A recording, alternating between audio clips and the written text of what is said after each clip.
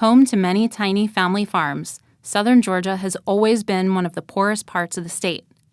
But the small town of Plains, population 600, was booming in 1924.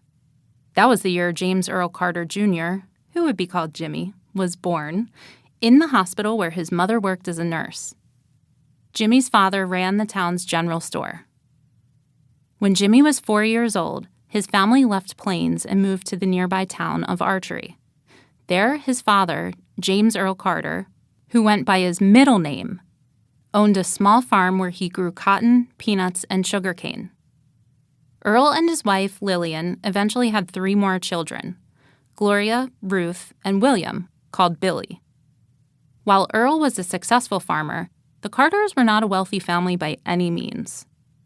They had to pump their own water from a well, had no electricity, and had to go outside to use the bathroom. The open-air privy was just a hole cut into a plank of wood. For toilet paper, they used old newspapers. Farm work kept Jimmy busy from sunup to sundown. Every day, his father paid him 25 cents to feed the hogs, trim the watermelon plants, and mop the cotton. An especially disgusting job in which he smeared the cotton plants with a gooey, bug-killing potion made from arsenic, a type of poison, molasses, and water. This homemade insecticide was so sweet-smelling that it attracted swarms of flies and honeybees, which followed Jimmy up and down the rows of cotton. By the end of a long day in the fields, Jimmy's pants were so damp with poison that they actually stood up by themselves when he took them off.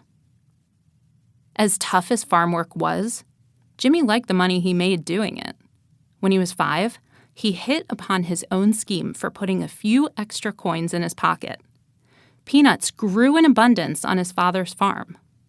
Boiled peanuts were a popular snack in downtown Plains. In the afternoons, after his chores were done, Jimmy would head out into the field dragging an empty wagon behind him.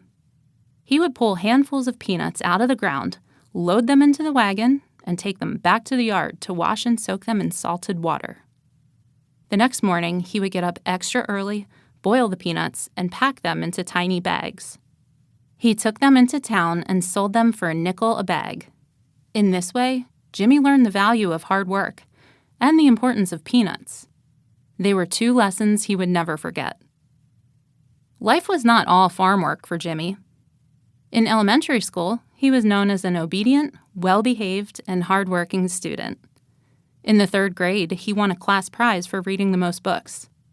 He attended Sunday school every weekend, memorized Bible verses, and attended church services regularly. However, he got into his share of mischief as well. He once convinced his sister Gloria to bury a nickel in the ground, telling her it would grow into a money tree.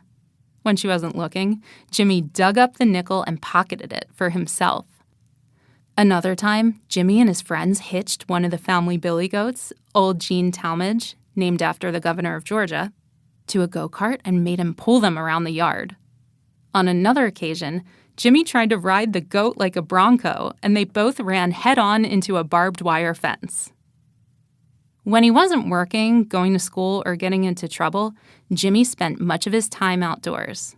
He loved to go possum hunting with his father. He became known as one of the best tree climbers in the town of Archery. His favorite thing to do, though, was collect arrowheads. There were thousands of them in the woods around Archery, left behind by the Native Americans who had once lived in this part of Georgia. On rainy days when they could not work in the fields, or in winter when the fields were plowed up, Jimmy and his father would hike the land, gathering up the arrowheads.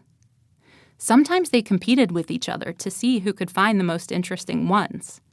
Eventually, Jimmy had a collection of about 2,000 points, as he called them, which he always kept.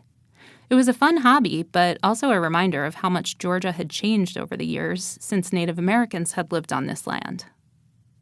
As Jimmy would soon learn, there was another group of Americans who also had strong ties to this part of the country and who would one day change the face of Georgia and the nation for the better.